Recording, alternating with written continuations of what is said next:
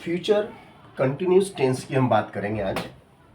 हमारा टॉपिक है future continuous कहो या प्रोग्रेसिव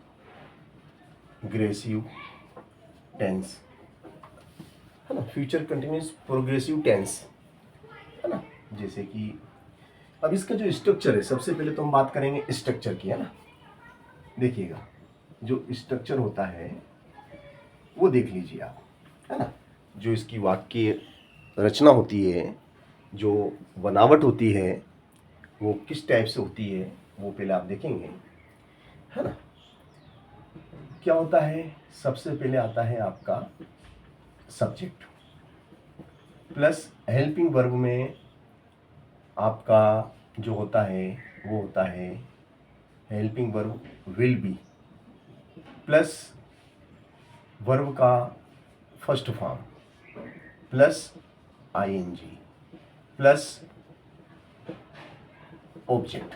ये इसकी संरचना है, ठीक है ना। ये इसकी सिंपल सी संरचना है ना। अब इससे रिलेटेड अपन कोई भी एक वाक्य बनाते हैं। देखो, एक वाक्य बना के देखते हैं अपन। मैं क्रिकेट खेल रहा हूँगा।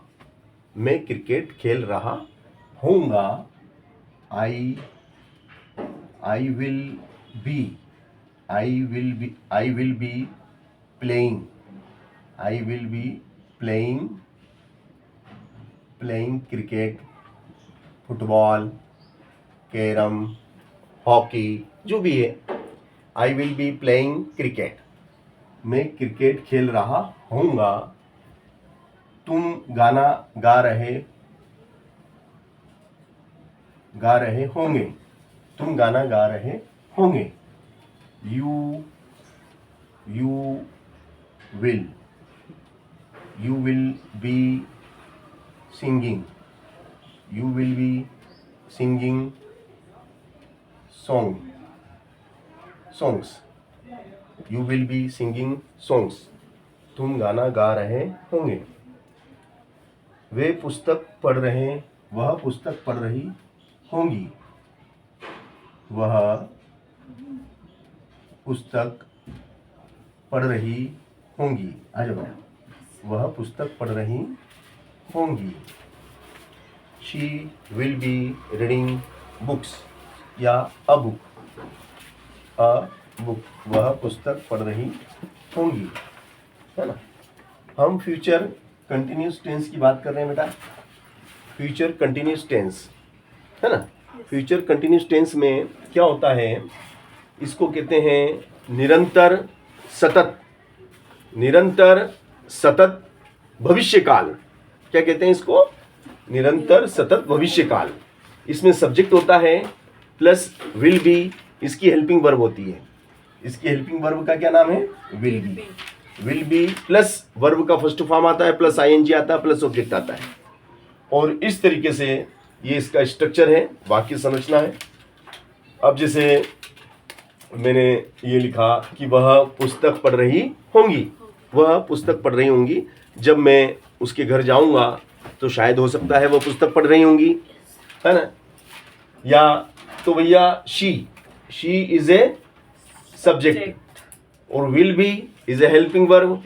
रीड यानी मेन वर्ब, पढ़ना, और plus ING plus a book object, उद्देश्य, है ना। ठीक है ना। तो ये इसकी संरचना, और इस पे इसी को आधार मान के हम वाक्य बना रहे हैं। जैसे कि वह पत्र लिख रहा होगा। वह पत्र लिख रहा होगा। तो वह के लिए अपन क्या लगाएंगे? ही विल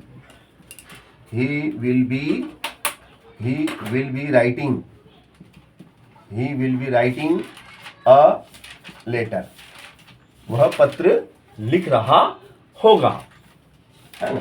अब अपन नेक्स्ट वाक्य लेते हैं कि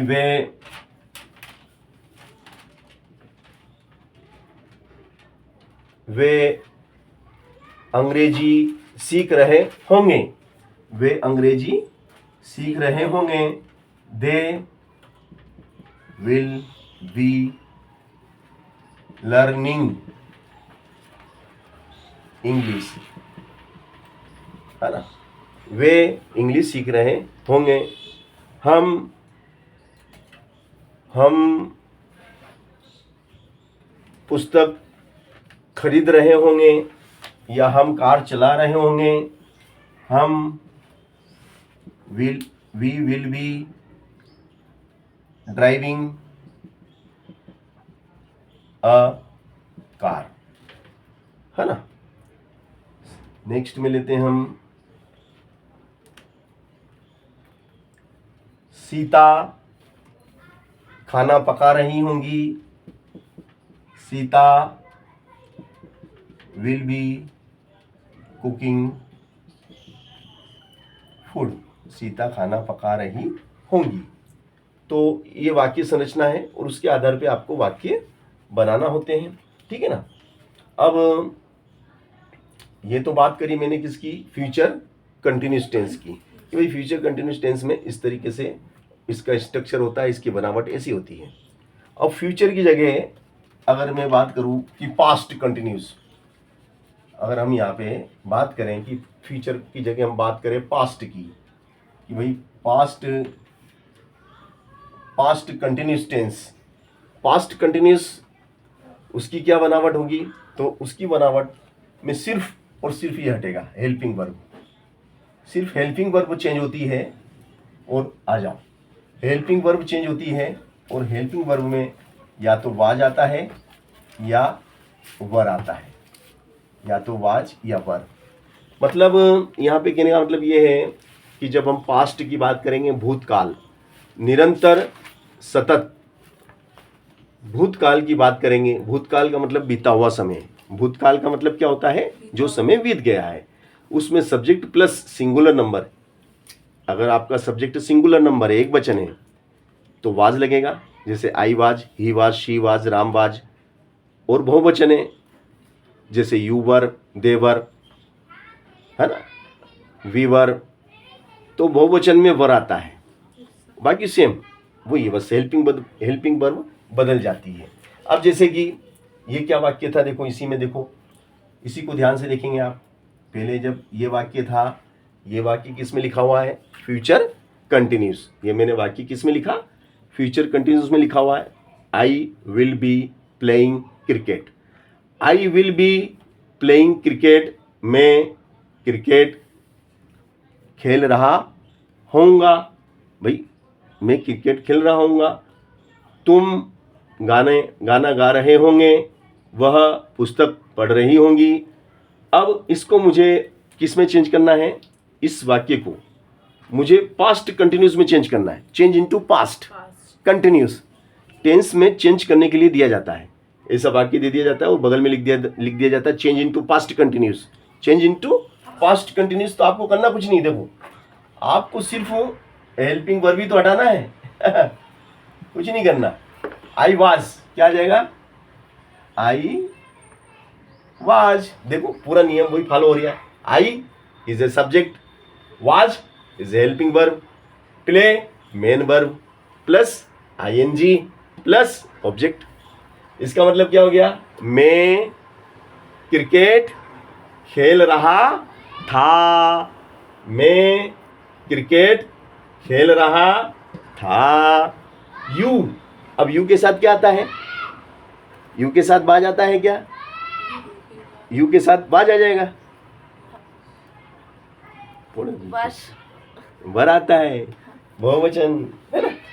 तो वाज किसके साथ आता है, एक वचन के साथ, जैसे अलीना वाज, जिज्ञासा was, Aarzoo was, Himanshi was, he was, she was, Ram was, समझ गई।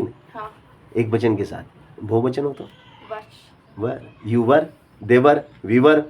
ओके बोलो, तो यू वर, बाकी चेंज हो गया, है ना। मतलब आपको छोटा सा गणित लगाना है और आपने चेंज कर दिया टेंस ही चेंज कर दिया आपने, फ्यूचर को पास्ट बना दिया, शी वाज, समझे कि नहीं। और ये हटाओ सबको एक साथ ही, देखो, he was, they were, we were, Sita was, Sita was cooking food, Sita खाना पका रही थी। वाज का मतलब था, थे, थी। ओके, तो देखो कितना सिंपल हो गया ना, है ना। अब भैया पास्ट की जगह मान लो कभी प्रेजेंट लिखा हुआ आ जाए, क्या आ जाए, प्रेजेंट आ जाए कि भैया ऐसा, जब ये वाक्य लिखा हुआ आ जाए और बगल में लिखा हुआ आ जाए ऐसे, यहाँ बगल में लिख के देगा, जब वो देगा ना डू इज डायरेक्टेड में, तो वो क्या करेगा, ये सब वाक्य दे देगा, आई वॉज प्लेइंग क्रिकेट, और यहाँ लिख देगा change into present continuous, change into present continuous tense. तो देखिए अब उसकी जो बनावट होती है वो हमें याद होना चाहिए, उसका फार्मूला, ये फार्मूले पे आधारित है सब। ये स्ट्रक्चर का मतलब क्या है, स्ट्रक्चर इज अ फार्मूला। अपन गणित में बात करेंगे तो देखो क्या होती है प्रेजेंट में, क्राइटेरिया कौन कौन सी होती है प्रेजेंट की, प्रेजेंट टेंस की, वर्तमान काल, है, हो, है, हो, हूं के लिए एम, है के लिए इज, और हो के लिए आर, हूं, है, हो। अब एम कहाँ लगता है, I am, he is, she is, Ram is, Shyam is, are, they are, we are, you are. समझ गए ना। तो देखो यहाँ क्या आएगा बताओ, I am, very nice, I am playing cricket, मैं क्रिकेट खेल रहा हूं। चलो यहाँ पे बताओ,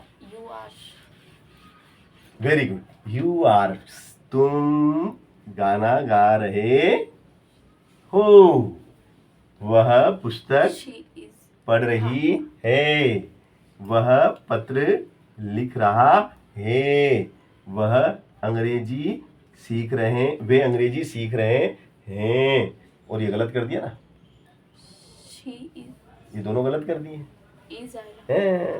देखो फौरन रोक दिया करो मेरे को, है ना, जोर से बोले सर, क्या बोलेगी, सर प्लीज करेक्शन, करेक्शन मतलब सुधार करो, शी इज, ही इज, है ना, वी आर, सीता इज।